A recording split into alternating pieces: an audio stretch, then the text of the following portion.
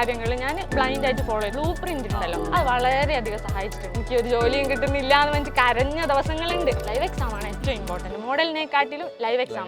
Support ചെയ്ത എൻ്റെ ഹസ്ബൻഡിന് ഒരു കുതിരപ്പവനും കിട്ടും.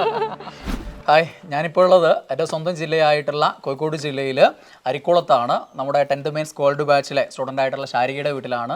ശാരിക ഇപ്പോൾ WCPO VFA മുതലായിട്ടുള്ള പരീക്ഷകളിൽ ഉന്നത റാങ്ക് നേടിയിട്ട് കഴിവ് തെളിയിച്ചിരിക്കുകയാണ്. അപ്പോൾ അവളെ ഒന്ന് അഭിനന്ദിക്കാനും അവളുടെ പഠന വിശേഷങ്ങളൊക്കെ നിങ്ങളായിട്ട് പങ്കുവെക്കാൻ വേണ്ടിയിട്ടാണ് നമ്മൾ ഇന്ന് ഇവിടെ എത്തിച്ചേർന്നിട്ടുള്ളത്. അപ്പം കൺഗ്രാറ്റ്സ്. Thank you. ഓക്കെ, അപ്പോൾ ആദ്യം എനിക്ക് ചോദിക്കാനുള്ളത്, ഈ ഒരു ലിസ്റ്റുകളിൽ ഇപ്പോൾ വന്നല്ലോ, ഉന്നത റാങ്കുകളൊക്കെ നേടി. അപ്പോൾ ഈ റാങ്കുകൾ നേടുന്നതിന് മുമ്പും അല്ലെങ്കിൽ PSC പഠനത്തിന് മുമ്പും അതിന് ശേഷവും എന്നുള്ള രീതിയിൽ എന്തെങ്കിലും മാറ്റങ്ങൾ കാണുന്നുണ്ടോ? അതറിയാൻ കുട്ടികൾക്കെല്ലാം ഒരു ആകാംക്ഷ ഉണ്ടാവും. കാരണം അവരും ഇതേപോലെയുള്ള സിറ്റുവേഷനിലൂടെയാണല്ലോ കടന്നു വരുന്നത്. അപ്പോൾ എന്താ പറയാനുള്ളത് അതിനെപ്പറ്റി? തീർച്ചയായിട്ടും നല്ല മാറ്റമുണ്ട്. ആളുകളുടെ സമീപനത്തിലായാലും അതുപോലെ തന്നെ നമ്മുടെ ആത്മവിശ്വാസത്തിലായാലും ഒക്കെ. കാരണം നമ്മൾ അതുവരെ ഒരു അനിശ്ചിതത്വത്തിലാണ്. PSCയിൽ ഇറങ്ങിക്കഴിഞ്ഞാൽ തന്നെ നമുക്കറിയാം നമ്മൾ അനുഭവിക്കുന്ന ഡിപ്രഷൻ, ആളുകളെ മുന്നിൽ പോകാൻ പറ്റില്ല, ഫംഗ്ഷൻ ഒന്നും പോകാൻ പറ്റില്ല, എന്താണ് ചെയ്യുന്നത് ഇഷ്ടം പോലെ ആളുകൾ എനിക്ക് ഒരുപാട് കാലമായല്ലോ പഠിക്കുന്നത്. കാരണം ഞാൻ PG ഒക്കെ കഴിഞ്ഞിട്ടാണ് PSCയിലേക്ക് ഇറങ്ങുന്നത്. അപ്പോൾ PSC എന്ന് പറഞ്ഞാൽ ഞാൻ പെട്ടെന്ന് ചാക്കിലാക്കാന്നുള്ള ഒരു വിശ്വാസത്തിലാണല്ലോ വരുന്നത്. പക്ഷെ അപ്പോഴാണ് മനസ്സിലാവുന്നത് അത്ര എളുപ്പത്തിലൊന്നും കിട്ടുന്നതല്ല. അപ്പം ഞാൻ കുറേ പിന്നെ ഇങ്ങനെ ആളുകൾ ഇങ്ങനെ കളിയാക്കിയിട്ടുണ്ട്. ഇങ്ങനെ വളരെ നമ്മളെ ഹേർട്ട് ചെയ്യുന്ന രീതിയിൽ എനിക്ക് PSC ഒന്നും നോക്കിയിട്ട് കാര്യമില്ല, അതുപോലെ PSC ഇപ്പം എന്താ നിയമനം നടക്കുന്നുണ്ടോ, കിട്ടിയവർ തന്നെ പുറത്ത് നിൽക്കുന്നുണ്ട്, എനിക്ക് മടുക്കുന്നില്ല ഇങ്ങനെ പഠിച്ചിട്ട് എന്നൊക്കെ ചോദിച്ചിട്ട് അങ്ങനെ വല്ലാണ്ട്. ഞാൻ വന്ന ഉടനെയാണ് LD ക്ലർക്ക് പരീക്ഷ നടന്നത്. അപ്പോൾ ആ സമയത്ത് എനിക്കൊന്നും അറിഞ്ഞൂടാ PSCനെ പറ്റി. ഇല്ല, അത് സപ്ലിമെന്ററി ലിസ്റ്റിലാണ് വന്നത്. ഞാനാണെങ്കിൽ നടക്കും എന്നുള്ള ഒരു വിശ്വാസം ഉണ്ടായിരുന്നു. റാങ്ക് ഫയൽ മാത്രം എനിക്ക് അറിഞ്ഞുകൂടാ എങ്ങനെയാ പഠിക്കേണ്ടത്. PSC ഇപ്പം നമുക്ക് ഉള്ള ഒരു ഐഡിയ ഒന്നും ആ സമയത്തില്ല. വെറുതെ ഇങ്ങനെ റാങ്ക് ഫയൽ കുറേ നോക്കുക, എവിടെന്നെങ്കിലും കുറച്ച് പേജൊക്കെ വായിക്കുക, അങ്ങനെയൊക്കെയാണ് ഞാൻ ചെയ്തത്. റിവിഷൻ ഒന്നും ചെയ്തില്ല, ക്വസ്റ്റ്യൻ പേപ്പർ നോക്കിയില്ല. എൻട്രിയിലേക്ക് എത്തിപ്പെടുന്നത് ഞാൻ യൂട്യൂബിൽ വീഡിയോ കണ്ട ആ ഒരു സമയത്താണ്. അപ്പോൾ എനിക്ക് മനസ്സിലാവണം ഒരു മെന്റർഷിപ്പ് ഇല്ലാണ്ട് അല്ലെങ്കിൽ ഒരു കൃത്യമായ ഗൈഡൻസ് ഇല്ലാണ്ട് ഒരിക്കലും ഇത് ക്രാക്ക് ചെയ്യാൻ പറ്റൂല എന്ന് ഞാൻ മനസ്സിലാക്കിയപ്പോൾ ഞാൻ വിചാരിച്ച എൻട്രിയിൽ സുരേഷ് സാറിന്റെ ഗോൾഡ് ബാച്ചിൽ അങ്ങ് ചേർന്നേക്കാം. അതാണ് എൻ്റെ ലൈഫിൽ ഒരു ടേണിംഗ് പോയിന്റ് ആയത്. സന്തോഷം, കേൾക്കുന്നതിന് വലിയ സന്തോഷമാണ്. അപ്പോൾ ഗോൾഡ് ബാച്ചിലുള്ള സ്റ്റുഡൻസ് ഒക്കെ ഇഷ്ടംപോലെ ആളുകൾ കയറി പോകുന്നുണ്ട്. എനിക്ക് ചോദിക്കാനുള്ള അതിൽ ഇപ്പം നമ്മളിപ്പോൾ പരിചയമുണ്ട്, അങ്ങനെ കാര്യങ്ങൾ കേൾക്കുന്നു. നമ്മുടെ മെന്റേഴ്സ് അവരെങ്ങനെയാണ് നിങ്ങളെ ഹെൽപ്പ് ചെയ്തത്? നല്ല രീതിയിലുള്ള സപ്പോർട്ടും കാര്യങ്ങളൊക്കെ കിട്ടിയിട്ടുണ്ടായിരുന്നു? അരുണല്ലായിരുന്നു? അരുൺ സാർ. നമ്മൾ എന്തെങ്കിലും സംശയം ചോദിച്ചു കഴിഞ്ഞാൽ സാർ നമുക്ക് റിപ്ലൈ ചെയ്യും. അതുപോലെ നമുക്ക് ചില സമയത്തൊക്കെ മെന്റലി ഡിപ്രസ്ഡ് ആയിട്ടുള്ള ഒരു സ്റ്റേറ്റിലൊക്കെ നമ്മൾ പറയും നമുക്ക് കിട്ടുമോ, ഇനിയിപ്പം കുറച്ച് ദിവസമേ ഉള്ളൂ, പഠിച്ചാൽ നമുക്ക് പറ്റും. അപ്പോൾ പറയും പഠിച്ചാൽ എന്തായാലും പറ്റും എന്നുള്ള ഒരു കോൺഫിഡൻസ് ബൂസ്റ്റ്. നമ്മൾ സംസാരിച്ച് തുടങ്ങിയതാണ്, ഇപ്പോൾ ഉള്ള മാറ്റമാണ്. അത് പറയാൻ ഞാൻ സമ്മതിച്ചില്ല, അതിനിടയിൽ ഞാൻ വേറെ ചോദ്യം ചോദിച്ചത്. അപ്പോൾ എന്താണ് ഇപ്പോൾ ഒരു ഫീലിംഗ്, എന്താണ് ഇപ്പോൾ ആളുകളുടെ പെരുമാറ്റം എങ്ങനെയാണ്? ഇപ്പോൾ ഞാൻ റീസെന്റ് ആയിട്ട് റാങ്ക് ലിസ്റ്റ് ഒക്കെ വന്നപ്പോൾ കല്യാണ എല്ലാവരും അറിയും. അപ്പൊ കല്യാണ വീടുകളിലൊക്കെ പോകുമ്പോൾ കിട്ടുന്ന ഒരു സ്വീകാര്യതയുണ്ട്. ആ ജോലിയൊക്കെ ആയി, വനിതാ പോലീസുകാരി ആയില്ലേ, അങ്ങനെയൊക്കെ പറഞ്ഞിട്ട് ആൾക്കാർ അങ്ങനെ 2 ലിസ്റ്റിലൊക്കെ എന്നെ വിളിച്ചിട്ടുണ്ടായിരുന്നു. ഒരു കുറച്ച് കുട്ടികളൊക്കെ എന്നെ വിളിച്ചിട്ട് ചോദിച്ചാൽ എങ്ങനെയാ പഠിച്ചത്, എനിക്കും PSC എഴുതിയാ കൊള്ളാന്നുണ്ട്, കിട്ടുമോ, എനിക്കും പോലീസ് ഭയങ്കര പാഷനാണ് എന്നൊക്കെ പറഞ്ഞിട്ട് വിളിച്ച ആൾക്കാരൊക്കെ ഉണ്ട്. അപ്പം ഇത് ഭയങ്കര ഒരു ഹാപ്പിനെസിന്റെ മൊമെന്റ് ആണ്. കുട്ടികൾ കേൾക്കണോ? പലരും ഈ CPO WCPO ഉണ്ടല്ലോ, പലരും ഈ പോലീസ് ഫോഴ്സ് പാടാന്ന് വിചാരിച്ചിട്ടൊക്കെയാണ്. അപ്പോൾ വനിതകൾ അതിലേക്ക് കടന്നു വരേണ്ട ഒരു മേഖലയാണ്. ജോലി, മറ്റുള്ള റിസ്ക് കാര്യങ്ങളൊന്നും വിചാരിച്ച് നിങ്ങൾ ഒരിക്കലും പിന്മാറരുത്. ഇവളെ പോലെയുള്ള ആളുകളാണ് നിങ്ങൾക്ക് വഴികാട്ടികൾ. അപ്പോൾ അവർക്ക് ഇനിയും കാര്യങ്ങൾ പലതും പറയാനുണ്ട്. വേറൊരു കാര്യം എനിക്ക് ചോദിക്കാനുള്ളത്, ഈ പഠനത്തിൻ്റെ രീതികളുണ്ടല്ലോ, ഇപ്പോൾ പലർക്കും പല രീതിയിലായിരിക്കും. അപ്പോൾ ഞാനെപ്പോഴും പറയാറുണ്ട്, നിങ്ങളെ ബാച്ചിൽ തന്നെ ഞാൻ പറഞ്ഞിട്ടുണ്ടാവും, നമ്മൾ നല്ല കാര്യങ്ങൾ നമുക്ക് എവിടെ നിന്ന് സ്വീകരിക്കാം. അന്ധമായിട്ട് ഒരാളെ ഫോളോ ചെയ്യുന്നതിന് പകരം എന്ത് ചെയ്യാം, നമുക്ക് നല്ല കാര്യങ്ങൾ അവിടെ നിന്ന് ഇവിടെ നിന്നൊക്കെ സ്വീകരിക്കാൻ പറഞ്ഞിട്ടുണ്ട്. അപ്പോൾ സ്വന്തമായിട്ട് അവിടെ നിന്ന് ഇവിടുന്ന് സ്വീകരിച്ചതോ അല്ലെങ്കിൽ സ്വന്തമായിട്ട് നടപ്പിലാക്കിയതോ ആയിട്ടുള്ള പ്രത്യേകതയുള്ള എന്തെങ്കിലും കാര്യങ്ങൾ ചെയ്തിട്ടുണ്ടോ? ഞാൻ എന്താ നമ്മൾ സിനിമയിലൊക്കെ പറയില്ലേ, ഡയറക്ടേഴ്സ് ആക്ടറിന്. അതുപോലെ സത്യം പറഞ്ഞാൽ സുജേഷ് സർ പിന്നെ സ്റ്റുഡന്റ് എന്നുള്ള രീതിയിൽ അങ്ങനെയല്ല, സാറെ പുകഴ്ത്തി പറയുന്നില്ല, അതിന്റെ ആവശ്യമില്ല. അപ്പൊ എന്റെ എക്സ്പീരിയൻസിൽ എനിക്ക് വന്ന കാര്യം എന്താണെന്ന് വെച്ചാല് സാറ് പറഞ്ഞ കാര്യങ്ങൾ ഞാൻ ബ്ലൈൻഡ് ആയിട്ട് ഫോളോ ചെയ്തു. കാരണം എനിക്ക് അതിന്റെ അപ്പുറത്തേക്ക് എന്താ ചെയ്യേണ്ടതെന്നുള്ളതിനെ പറ്റി വലിയ ധാരണയില്ല. അപ്പം സാറ് പറയുന്നുണ്ടല്ലോ, അല്ല അങ്ങനെയല്ല, അല്ല ഞാൻ വിശ്വസിച്ചുള്ളതാണ്, തെറ്റില്ല. കാരണം സാർ ഓൾറെഡി വിജയങ്ങൾ ഉണ്ടാക്കിയ ഒരാൾ. പറഞ്ഞ ഉദ്ദേശിച്ചതാണ്. അപ്പോൾ കൂടെ നിൽക്കുമ്പോൾ പലരും വിഷയം എന്താ പറഞ്ഞാൽ ഇപ്പോൾ ഒരാൾ കേട്ട് പഠിക്കാൻ തുടങ്ങും, അത് പഠിച്ച് വരുന്നതായിരിക്കും ആ സൈഡിലായിരിക്കും വേറെ 1ാം റാങ്ക് ജേതാവ് അല്ലെങ്കിൽ വേറെ ഏതെങ്കിലും അധ്യാപകം പറയുന്നത്. അപ്പോൾ അത് നേരെ ഫുൾ ഇതെല്ലാം വിട്ടിട്ട് അതിലേക്ക് പോകും. പിന്നെ അവിടെ കുറേ കാലം നിന്ന് വീണ്ടും തിരിച്ചു വരുമ്പോഴേക്കും വീണ്ടും ട്രാക്ക് മാറി ഇങ്ങനെ പോകും. അതാണ് ഉദ്ദേശം. അപ്പോൾ അവിടെ നിന്ന് ഇവിടെ നോക്കാം നല്ല കാര്യങ്ങൾ നമുക്ക് സ്വീകരിക്കാൻ പറ്റും. നമുക്ക് പഠിക്കാനുള്ള മെത്തേഡ് ഓരോരുത്തർക്കും വേറെ വേറെയാണ്, ഓരോരുത്തർക്ക് ഇഷ്ടമുള്ള സബ്ജക്ട് വേറെയാണ്, ടൈമിങ് നമ്മൾ രാവിലെയോ രാത്രിയോ പഠിക്കുന്ന അതൊക്കെ വ്യത്യാസം. പക്ഷെ ഞാൻ ഉദ്ദേശിച്ചത് എന്താണെന്ന് വെച്ചാൽ ഞാൻ ഓൾമോസ്റ്റ് അധികം സമയവും ഈ 2 മാസം നന്നായി 2-3 മാസം എക്സാമിന്റെ 2-3 മാസം മുന്നേ വളരെ നല്ല ഇന്റൻസ് ആയിട്ട് ഞാനും എൻ്റെ കൂടെ 2 കുട്ടികളുണ്ടായിരുന്നു. നമ്മളെ ബാച്ച് പറയാറുണ്ട് നന്നായിട്ട് ഉറങ്ങണം, മിനിമം ഉറക്കം കൃത്യമായിട്ട് ഫോളോ ചെയ്യണം പറയാറുണ്ട്. അത് ചെയ്യാറുണ്ടായിരുന്നു. ഉറക്കമൊക്കെ നന്നായിട്ട് ഉറങ്ങും. അല്ലാണ്ടുള്ള സമയമുണ്ട്, ഫ്രീ ആണല്ലോ, നമ്മളൊന്നും ചെയ്യുന്നില്ല, വർക്കൊന്നും ചെയ്യുന്നില്ല. അപ്പോൾ ഞാനും വേറെ 2 കുട്ടികളും ഉണ്ടായിരുന്നു. അപ്പോൾ ഞങ്ങൾ ഒരുമിച്ചിരുന്നാണ് പഠിച്ചത് ഈ ലാസ്റ്റ് മൊമെന്റിൽ. അതിന്റെ മുന്നേ കുറച്ച് പേരുണ്ടായിരുന്നു, അവരൊക്കെ ജോലി കിട്ടിപ്പോയി. അപ്പോൾ ഈ കുട്ടി നമ്മൾ 3 പേരേ ഉള്ളൂ. അപ്പൊ നമുക്ക് തന്നെ അറിയാം, എല്ലാരും ചോദിക്കാം നിങ്ങളെ കൂടെ ഉള്ളവരൊക്കെ ജോലി കിട്ടിപ്പോയല്ലോ. അതുല്യ, അക്ഷയ, പിന്നെ ജോലി കിട്ടിയ കുറെ പേരുണ്ട്. അക്ഷയ പിന്നെ 315 റാങ്ക് ഉണ്ട് WCPO.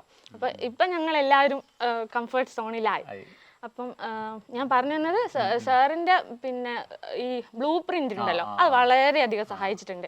പിന്നെ അതെന്താന്ന് വെച്ചാല് അത് ശരിക്കും അതുപോലെ തന്നെ വന്നിട്ടുണ്ട്. ആ സമയത്ത് എനിക്ക് VFAക്ക് 31ാം റാങ്ക് കിട്ടിയപ്പോൾ ഞാൻ ആലോചിച്ചത് കുറച്ചും കൂടി ആത്മാർത്ഥമായിട്ട് സാറിനെ ഫോളോ ചെയ്തിരുന്നെങ്കിൽ ഒരു പക്ഷെ 10നുള്ളിൽ ഒരു റാങ്ക് കിട്ടുമായിരുന്നല്ലോ എന്ന്. അടുത്ത എക്സാമില് 9ാം റാങ്ക് അതിൽ ഞാൻ ഇതാക്കിയിട്ടുണ്ട്. പിന്നെ എനിക്ക് തോന്നിയൊരു കാര്യം എന്ന് പറഞ്ഞാൽ പഠിക്കുന്ന സമയത്ത് നോട്ട്സ് പലരുടെ ഒരു കുട്ടികളൊക്കെ ചിന്തയാണിത്, നമ്മൾ പഠിക്കുന്ന സാധനങ്ങൾ മുഴുവൻ അതേപോലെ നോട്ട് ചെയ്ത് അങ്ങനെ ഇല്ല. ഞാൻ നോട്ട് എഴുതാൻ നോക്കിയിട്ട് എനിക്കത് പറ്റുന്നില്ല. ഒരു ദിവസമൊക്കെ എഴുതിയാൽ പിന്നെ എഴുതൂല. ഞാൻ അങ്ങനെ നോട്ടൊന്നും ഉണ്ടാക്കിയിട്ടില്ല. ഞാനെപ്പോഴും പറയുന്നതാണ്, ഈ വിജയിക്കുന്നവരോട് ചോദിക്കുക, അവരൊന്നും ഇതേപോലെ കംപ്ലീറ്റ് അതേപോലെ ക്ലാസ്സിന്റെ നോട്ട്സ് എഴുതി പഠിക്കുന്നവരൊന്നല്ല. അതൊന്നും നടക്കുന്ന കാര്യമല്ലടി. അതൊക്കെ എപ്പോൾ ഏത് കാലത്ത് നമ്മൾ സ്കൂൾ ക്ലാസ്സുകൾ നടപ്പിലാക്കുന്ന കാര്യങ്ങളാണ്.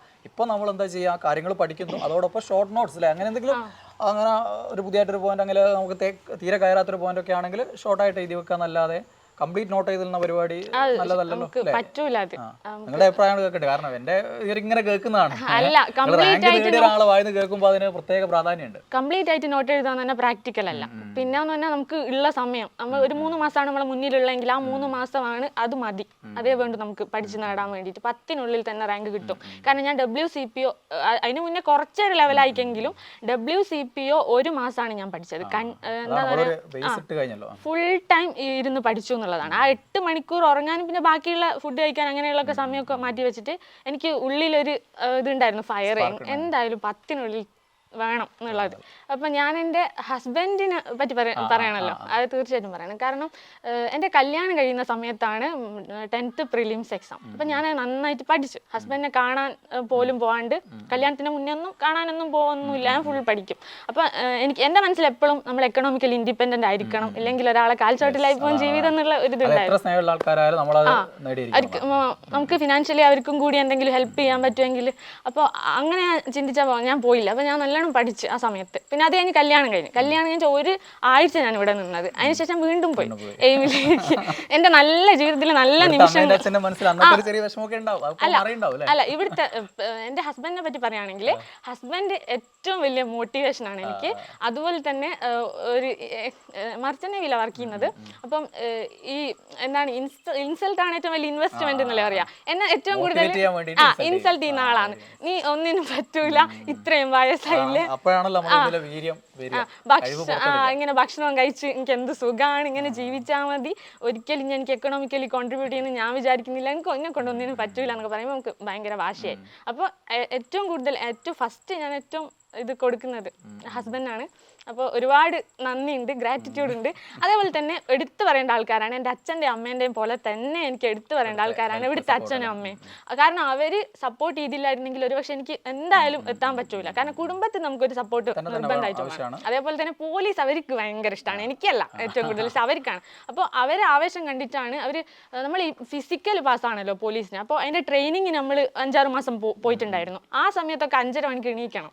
അപ്പം ഇവർ കുത്തിപ്പൊക്കി എണീച്ച്, ഇവരായിരുന്നു എൻ്റെ അലാറം എന്ന് വേണമെങ്കിൽ പറയാം. എന്നിട്ട് ഇവരെന്നെ വിടുമായിരുന്നു, പോകണം എന്തായാലും നിർബന്ധമായിട്ടും. അപ്പോൾ അവരെ പ്രാർത്ഥനയും അവരെയും എൻ്റെ അച്ഛനും അമ്മയും പിന്നെ നമുക്ക് പറയണ്ട കോൺസ്റ്റന്റ് ആയിട്ട് അവർ സപ്പോർട്ട് ചെയ്തിട്ടുണ്ട്. എനിക്ക് ഒരു ജോലിയും കിട്ടുന്നില്ല എന്ന് പറഞ്ഞിട്ട് കരഞ്ഞ ദിവസങ്ങളുണ്ട് സത്യമായിട്ടും. ഇതിൻ്റെ ഒക്കെ ഇടയിലുള്ള ഡിപ്രഷൻ ആയി പോകുന്ന സ്റ്റേറ്റിലൊക്കെ കൂടെ ഞാൻ കടന്നു പോയിട്ടുണ്ട്. അതായത് നമ്മളെ വിദ്യാഭ്യാസ യോഗ്യത ഒന്നും അല്ല ഇതില്ല സംഭവം. നമ്മൾ എത്ര എഫേർട്ട് അതിന് വേണ്ടിയിട്ട് ആ കുറച്ച് കാലത്തേക്ക് ഒരു എത്ര ടൈമാണ് ഇതിനു വേണ്ടി വെച്ചിരിക്കുന്നത്, ആ ടൈം കംപ്ലീറ്റ് എഫേർട്ട് അതിന് കൊടുക്കുക എന്നുള്ളതാണ്. അപ്പോൾ അത് പലരും പറയാറുണ്ട്, ഈ പറയുന്ന PG ഒക്കെ ഉള്ള അല്ലേ ഇപ്പോൾ തന്നെ ചിലപ്പോൾ കമൻറ്റ് വരാൻ പോകുന്ന ഇതായിരിക്കും, PG ഒക്കെ ഉള്ള കുട്ടിയല്ലേ കിട്ടിയാൽ അത്ഭുതമില്ല. PG കഴിഞ്ഞാൽ എത്രയോ ഉണ്ട്. എൻ്റെ കൂടെ ഞാൻ ഡിഗ്രി കഴിഞ്ഞ് PGക്ക് പോയവരിൽ ഒരു 2-3 പേരെ ഞാൻ പഠിപ്പിച്ചിട്ടുണ്ട്. എനിക്ക് തോന്നുന്നുണ്ട്. കാരണം ഞാൻ ഡിഗ്രിക്ക് കഴിഞ്ഞിട്ട് പോയിട്ടുണ്ടായിരുന്നെങ്കിൽ എനിക്ക് കുറച്ചുകൂടി മുന്നേ ജോലി കിട്ടിയായിരുന്നു. PG പോകുന്നത് മോശമാണെന്നല്ല, കാരണം PG കഴിഞ്ഞാൽ നമ്മൾ PhD അങ്ങനെ കുറച്ച് നല്ല ഹൈ ലെവൽ ലേക്ക് പോവുകയാണെങ്കിൽ ഓക്കെ. അല്ലാണ്ട് ഡിഗ്രി കഴിഞ്ഞിട്ട് പോയിരുന്നെങ്കിൽ ഒരുപക്ഷെ ഞാൻ ഇപ്പോൾ സർവീസിൽ ഇരിക്കുന്നുണ്ടായിരുന്നേനെ. പിന്നെ എൻട്രിയിൽ എങ്ങനെയാണ് മോഡൽ എക്സാമുകളൊക്കെ? അത് എന്നോട് പറയാൻ പറ്റുമോ? എൻട്രിയിലെ ലൈവ് എക്സാം ആണ് ഏറ്റവും ഇമ്പോർട്ടൻറ്റ്, മോഡലിനെക്കാട്ടിലും ലൈവ് എക്സാം. കാരണം ലൈവ് എക്സാമിൽ 1000-ത്തിലധികം ആൾക്കാർ എഴുതും. അപ്പം നമുക്ക് നമ്മളെ പൊസിഷൻ ഓരോ ദിവസം കാണാൻ പറ്റും. അപ്പം നമുക്കൊരു വാശി വരും. കാരണം എൻ്റെ കൂടെയുള്ള അതുല്യയും പറയുന്ന അക്ഷയൊക്കെ ഇങ്ങനെ അതുല്യ എന്നെക്കാളും ടോപ്പിൽ വരും. അപ്പോൾ നമുക്ക് ഒരു വാശിയാണ് അടുത്തത്. അങ്ങനെ ഞങ്ങൾക്കിടയിൽ തന്നെ നല്ല ഒരു വാശി ഉണ്ടായിരുന്നു. അടുത്ത ഇത് എക്സാമിന് കൂടുതൽ ബെറ്റർ ആക്കണം, ഒരേക്കാട്ടിലും ടോപ്പ് റാങ്ക് വാങ്ങണം എന്നുള്ള ആ ഒരു നല്ല മത്സരം, ആരോഗ്യപരമായ ഒരു മത്സരം ഉണ്ടായിരുന്നു. അത് ഒരുപാട് സഹായിച്ചിട്ടുണ്ട്. എൻട്രീൻ്റെ ലൈവ് എക്സാം എനിക്ക് അത് പറയാണ്ടിരിക്കാൻ പറ്റൂല. അതില്ലായിരുന്നെങ്കിൽ എനിക്ക് റാങ്ക് ഒന്നും കിട്ടൂല. പ്രദീപ് സാറായാലും രഞ്ജിത്ത് സാറായാലും അതുപോലെ തന്നെ പിന്നെ നമ്മളെ സിവിക്സ് ലക്ഷ്മി ടീച്ചർ, അങ്ങനെ കുറേ മലയാളത്തിൻ്റെ സാറൊക്കെ ഒരുപാട് ഇവരെ വീഡിയോ ഒക്കെ ഒരുപാട് എന്നെ സഹായിച്ചിട്ടുണ്ട്. പിന്നെ നമ്മൾ 3 പേര് ഇരുന്നാണ് പഠിച്ചത്. അപ്പോൾ നമ്മൾ PDF ഇങ്ങനെ വായിക്കുക ചെയ്തത്. വീഡിയോ അധികം കാണുന്നതിന് പകരം PDF വായിക്കും, ഒരാൾ വായിക്കും, ബാക്കിയുള്ളവർ കേൾക്കും. അങ്ങനെ. പിന്നെ സുരേഷ് സാറിന്റെ റാങ്ക് മേക്കർ വളരെയധികം സഹായിച്ചിട്ടുണ്ട്. അപ്പൊ ഞങ്ങൾ എല്ലാവരും പറയായിരുന്നു, അല്ല റാങ്ക് മേക്കർ എന്താണെന്നറിയോ, അത് ഞാൻ കഴിഞ്ഞ LDCക്ക് വായിച്ചിട്ടുണ്ടായിരുന്നു. എനിക്ക് എന്ത് കയറി പോയിട്ടുണ്ടാവും. കാരണം ആ സമയത്ത് നമുക്ക് അറിയാലോ, ഇതൊക്കെ എല്ലാവരും പറയുന്ന കാര്യങ്ങൾ തന്നെയാണ്. നമുക്ക് വളരെ സന്തോഷമുള്ള കാര്യങ്ങൾ. എൻ്റെ ജീവിതത്തിൽ ഏറ്റവും സന്തോഷം എന്ന് പറയുന്നത് റാങ്ക് മേക്കർ തന്നെയാണ്. കാരണം അത്രയും അപ്രീഷിയേഷൻ കിട്ടിയൊരു സാധനമാണ്. പിന്നെ എൻട്രിയിലുള്ള ഗോൾഡ് ബാച്ചിലൂടെ നിങ്ങളൊക്കെ നേടുമ്പോൾ കിട്ടുന്ന ആ ഒരു സന്തോഷമൊക്കെ വളരെ സന്തോഷം. ഇനിയിപ്പോൾ നീ ഇതാ യൂണിഫോം കയറാൻ പോവുകയാണ്, ആ യൂണിഫോം ഇട്ടൊരു ഫോട്ടോ നമുക്ക് അയച്ചു തരുന്നു, നമ്മളത് ഇൻസ്റ്റയിലിട്ട് പൂലിപ്പിക്കുന്നു. അതൊക്കെ ഭയങ്കര സന്തോഷമുള്ള കാര്യങ്ങളാണ്. നിങ്ങളൊക്കെ നേടുമ്പോൾ അത് വലിയൊരു കാര്യമാണ്. അങ്ങനെ നിങ്ങൾ പഠിക്കുന്ന സമയത്ത് സോഷ്യൽ മീഡിയ ഉപയോഗമൊക്കെ പഠിക്കുന്ന സമയത്ത് സോഷ്യൽ മീഡിയ ഉപയോഗിക്കുകയൊക്കെ ചെയ്യും. വാട്സാപ്പും ഇൻസ്റ്റാഗ്രാം നമ്മൾ ജസ്റ്റ് നോക്കുകയൊക്കെ ചെയ്യും. ഇല്ലെങ്കിൽ നമുക്ക് ഡിപ്രഷൻ ആയി പോകില്ലേ. ഇടയ്ക്കൊക്കെ ഒരു സിനിമയൊക്കെ കാണും ഒരു റിലാക്സേഷന് വേണ്ടിയിട്ട്. പഠിക്കുന്ന സമയം കൂടുതൽ നന്നായിട്ട് ഉപയോഗിക്കുന്നു, ഫ്രൂട്ട്ഫുൾ ആയിട്ട്. എല്ലാവരും ചോദിക്കും, നിങ്ങൾക്ക് ഒരു കൊല്ലായില്ലേ, നിങ്ങൾക്ക് കുട്ടികളൊന്നും ഇല്ലേ, അങ്ങനെയുള്ള ചോദ്യങ്ങളുണ്ടല്ലോ. അപ്പൊ അങ്ങനത്തെ ഓരോ ചോദ്യങ്ങളൊക്കെ നമുക്ക് ഭയങ്കരമായിട്ട് ഭീതി ഉണ്ടാവും. സാറിന്റെ ഒരു വീഡിയോ ഞാൻ കണ്ടിട്ടുണ്ട്, പക്ഷെ ഞാൻ കല്യാണത്തിന്റെ മുന്നേ കണ്ടത്. അപ്പം അത് എൻ്റെ ഹസ്ബൻഡ് കംപ്ലീറ്റ് ആയിട്ട് സപ്പോർട്ട് ചെയ്തതുകൊണ്ടാണ് എനിക്ക് ഇതൊക്കെ നേടാൻ പറ്റിയത്. അപ്പോൾ ഫിനാൻഷ്യലി ആയാലും മെന്റലി ആയാലും സപ്പോർട്ട് ചെയ്ത എൻ്റെ ഹസ്ബൻഡിന് ഒരു കുതിരപ്പവനുണ്ട് കേട്ടോ. അപ്പോൾ ദിൽജിത്ത് കാണാൻ പറ്റിയില്ല, ഇന്നിവിടെ ഇല്ല, മൂപ്പര് ജോലിയിലാണുള്ളത്. അപ്പോൾ നിങ്ങൾക്കും അഭിനന്ദനങ്ങൾ. കാരണം ഇങ്ങനെ സപ്പോർട്ട് ചെയ്യുന്നത് പലർക്കും കിട്ടാത്തൊരു കാര്യമാണത്. കാരണം ഞാൻ പിള്ളേരോട് പറയാറുണ്ട്, മാക്സിമം കല്യാണത്തിന് മുമ്പേ നേടുക എന്നുള്ളതാണ്. കാരണം ആ ഒരു സമയത്ത് നേടിയിട്ട് ഒരു വീട്ടിലേക്ക് കല്യാണം കഴിച്ചു പോകുന്നതും അതിനുശേഷം പിന്നീട് ആ ഒരു വീട്ടിലെത്തിയതിനു ശേഷം നേടുന്നതൊക്കെ തമ്മിൽ വലിയ വ്യത്യാസമുണ്ട്. നമ്മൾ ഫിനാൻഷ്യലി ഇൻഡിപെൻഡൻ്റ് ആയിട്ട് ഒരുത്തിലേക്ക് പോകുമ്പോൾ കിട്ടുന്ന അംഗീകാരം അത് വ്യത്യാസമാണ്, അത് വേറെ ലെവലാണ്. അത് നിങ്ങൾ ശരിക്കും മനസ്സിലാക്കേണ്ട കാര്യമാണ്. പിന്നെ പോയി കഴിഞ്ഞാൽ ഈ പറയുന്ന ശാരീരിക കിട്ടിയ പോലെ വളരെ ചെറിയ ശതമാനത്തിന് മാത്രമാണ് അങ്ങനെ ഒരു സപ്പോർട്ട് കിട്ടുക. അല്ലെങ്കിൽ വേറെ പല കിട്ടരുത് എന്ന് വിചാരിച്ചുകൊണ്ട് മാത്രമായിരിക്കില്ല. വീട്ടിലെ പല സാഹചര്യങ്ങൾ, ജോലി സാഹചര്യങ്ങൾ, വീട്ടിലുള്ള മറ്റ് ബുദ്ധിമുട്ടുകൾ, അങ്ങനെ പല കാരണങ്ങളും ഉണ്ടായിരിക്കും. പ്രത്യേകിച്ച് പെൺകുട്ടികൾക്ക് ഭയങ്കര ബുദ്ധിമുട്ടാണ് പിന്നീടുള്ള അവർ നേടിയെടുക്കൽ എന്ന് പറയുന്നത്. അങ്ങനെ നേടിയെടുക്കുന്നവർ എത്രയോ ഉണ്ട്, വലിയൊരു ശതമാനം ഉണ്ടെങ്കിൽ പോലും അത് കൂടുതൽ സമയമെടുക്കുകയും കൂടുതൽ ഭയങ്കര ബുദ്ധിമുട്ടും ക്ലേശങ്ങളൊക്കെ സഹിച്ചുകൊണ്ടാണ് അവർ നേടുന്നത്. അപ്പം കല്യാണം കഴിക്കാത്ത നിങ്ങളോട് എനിക്ക് പറയാനുള്ളത് നേടിയിട്ട് കഴിക്കുക, അത് വേറെ ഒരു ലെവൽ അന്തസ്സാണ്. ഓക്കെ, കഴിച്ചു പോയവരോട് അല്ലേ ഇനി കുട്ടികളാകുന്നതിന് മുമ്പേ എന്ത് ചെയ്യാൻ നോക്കുക, നേടാൻ ശ്രമിക്കുക അല്ലെ, എന്നിട്ട് കുട്ടികളാകാൻ ഒരിക്കലും ബാരിയർ ഒന്നുമില്ല, എപ്പം വേണേലും നമുക്ക് പഠിക്കാം. ഇപ്പം പ്രത്യേകിച്ച് ഇങ്ങനെ ആപ്പുകളും ഓൺലൈൻ ഇതൊക്കെ ഉള്ളതുകൊണ്ട്. പിന്നെ സാധാരണ എല്ലാവർക്കും അമ്മായി അമ്മമാരൊക്കെ വില്ലനായിട്ടാണ് വരിക. പക്ഷെ എനിക്കങ്ങനെയല്ല, എന്നെ കൂടുതൽ ഏറ്റവും നന്നായി സപ്പോർട്ട് ചെയ്ത ആളാണ്. കാരണം ഞാൻ 5:30 രാവിലെ പോയി കഴിഞ്ഞാൽ 10 മണിയാവും ശരിക്കും വീട്ടിലെത്താം. അപ്പോഴേക്ക് വീട്ടിലെ പണിയൊക്കെ കഴിച്ച് എനിക്ക് ബ്രേക്ക്ഫാസ്റ്റ് തരുന്ന ഒരാളാണ് എൻ്റെ അമ്മായി അമ്മ. അപ്പൊ ഇങ്ങനെ ഒരുപാട് സപ്പോർട്ട് ഇവരെ കയ്യിൽ നിന്ന് കിട്ടിയതുകൊണ്ടാണ് ഭാഗ്യവതിയാണ്. ആ കാര്യത്തിൽ വളരെ ഭാഗ്യവതിയാണ്. അമ്മായി അമ്മയായാലും പെങ്ങളായാലും അനിയനായാലും എല്ലാവരും എനിക്ക് നല്ല ഒരു ഫാമിലിയിലേക്ക് എത്തിപ്പെടാൻ പറ്റി. അതെന്റെ വലിയ ഭാഗ്യമായിട്ട് ഞാൻ വിചാരിക്കുന്നു. നമ്മുടെ ഉദ്യോഗാർത്ഥികളോട് ഇനിയും, അതായത് എൻ്റെ ഗോൾഡ് ബാച്ച് തന്നെ ഇഷ്ടംപോലെ ആളുകൾ ഇപ്പോൾ പഠിക്കുന്നുണ്ട്. പുറത്ത് നമ്മുടെ യൂട്യൂബിൽ ക്ലാസ്സുകൾ കണ്ട് പഠിക്കുന്നവരുണ്ട്, ആപ്പിൽ തന്നെ എടുത്ത് പഠിക്കുന്നവരുണ്ട്. അപ്പോൾ ഈ പുതിയ ഉദ്യോഗാർത്ഥികളോട് എന്താണ് ശരിക്ക് പറയാനുള്ളത്? ഞാൻ ഒരു കാര്യം പറഞ്ഞിട്ട് തുടങ്ങാം. അതായത് എൻ്റെ ഈ ലേറ്റസ്റ്റ് ആയിട്ട് വന്ന WCPO 9ാം റാങ്ക്, അത് റാങ്ക് ലിസ്റ്റ് വന്ന ആ സമയത്ത് ഞാനൊരു കല്യാണ വീട്ടിലായിരുന്നു, ഭക്ഷണം കഴിക്കായിരുന്നു. ബിരിയാണി വാങ്ങി കഴിച്ച് വീണ്ടും ചോറ് വാങ്ങി കഴിക്കാൻ നോക്കുമ്പോഴാണ് റാങ്ക് ലിസ്റ്റ് വന്നു എന്ന് പറയുന്നത്. അപ്പോൾ എൻ്റെ വിശപ്പെല്ലാം പോയി, എങ്ങോട്ടോ പോയി. എനിക്ക് വിശപ്പൊന്നുമില്ല, ഇലയൊക്കെ മടക്കി വെച്ചു. അപ്പോഴാണ് അറിയുന്നത് 9ാം റാങ്കാണ്. അപ്പോൾ എനിക്ക് ആ സമയത്ത് ഉണ്ടായിട്ടുള്ള ഒരു നിർവൃതി ഉണ്ടല്ലോ, അത് എനിക്ക് പറഞ്ഞറിയിക്കാൻ പറ്റില്ല. ആ നിർവൃതിയിലേക്ക് നിങ്ങൾക്ക് എത്തണം എന്നുണ്ടെങ്കിൽ, നിങ്ങൾക്ക് വളരെ ഇൻഡിപെൻഡൻ്റ് ആയിട്ട് ജീവിക്കണം എന്നുണ്ടെങ്കിൽ, പെൺകുട്ടികളെ സംബന്ധിച്ചിടത്തോളം ഫിനാൻഷ്യലി ഇൻഡിപെൻഡൻ്റ് ആവുക എന്നുള്ളതിൻ്റെ ഒരു പ്രാധാന്യത്തെ പറ്റി ഞാൻ പറയേണ്ട ആവശ്യമില്ലല്ലോ. നിങ്ങൾക്കറിയാം, നിങ്ങൾ എത്ര നല്ല സാമ്പത്തിക ഭദ്രതയുള്ള വീട്ടിലെ ആളാണെങ്കിൽ പോലും ഒരു സർക്കാർ ജോലി തരുന്ന ഒരു സുരക്ഷിതത്വം അത് വേറെ തന്നെയാണ്. അപ്പോൾ നിങ്ങളോടെല്ലാം എനിക്ക് പറയാനുള്ളത് ഈ പൗലോ കൊയ്ലോൻ്റെ വാക്കുകളാണ്. If you want something, the entire universe will conspire to achieve that. അപ്പോൾ ആ ഒരു അത് ശരിക്കും സത്യമാണ്. ആ ഒരു വാക്കുകളെ മുറുകെ പിടിച്ച് നിങ്ങളുടെ ഏത് ഫീൽഡിലാണെങ്കിലും നിങ്ങളുടെ ഒരു പ്രയത്നം നടത്തുകയാണെങ്കിൽ നിങ്ങൾക്കതിൽ വിജയം കണ്ടെത്തും. വിജയം സുനിശ്ചിതമായിരിക്കും എന്നുള്ളതാണ്. പക്ഷേ അതൊരു സമയം ഉണ്ടാവും. പിന്നെ എല്ലാവർക്കും പെട്ടെന്ന് കിട്ടിക്കൊള്ളണമെന്നില്ല. ചിലർക്ക് പെട്ടെന്ന് കിട്ടും, ചിലർക്ക് സമയമെടുത്തിട്ട് കിട്ടുള്ളൂ. ആ സമയത്തിൽ വിശ്വസിച്ച് നിങ്ങൾ കാത്തിരുന്ന് വളരെ നല്ല രീതിയിൽ പഠിച്ചു കഴിഞ്ഞാൽ തീർച്ചയായിട്ടും നിങ്ങൾക്ക് നേടാവുന്നതേ ഉള്ളൂ PSC. ഏതായാലും നല്ലൊരു ഇൻ്റർവ്യൂ ആയിരുന്നു. ഇൻ്റർവ്യൂ എന്ന് പറയാൻ പറ്റില്ല, കാരണം നമ്മൾ നന്നായിട്ട് അങ്ങോട്ടും ഇങ്ങോട്ടും സംസാരിക്കാൻ പറ്റി. ഞങ്ങൾ ഇതുവരെ ചെയ്ത ഒരു ഇൻ്റർവ്യൂവിൽ എനിക്ക് തോന്നുന്നത് വളരെ നന്നായിട്ട് സംസാരിച്ച, ഒറ്റ സ്ട്രെച്ചിലാണ് എല്ലാ കാര്യങ്ങളും നല്ല രീതിയിൽ സംസാരിച്ച് കുട്ടികൾക്ക് പ്രചോദനം ചെയ്യുന്ന രീതിയിൽ സംസാരിച്ച്. അപ്പോൾ എല്ലാവിധ ആശംസകളും. ഇനി ഭാവിയിലും മറ്റു പരീക്ഷകളിലൊക്കെ നല്ല റാങ്കുകൾ നേടാൻ പറ്റട്ടെ, അങ്ങോട്ടുള്ള സർക്കാർ ജോലിയിൽ നല്ല രീതിയിൽ ശോഭിക്കാൻ പറ്റട്ടെ. എല്ലാവിധ ആശംസകളും നേരുന്നു. വളരെ താങ്ക് യു.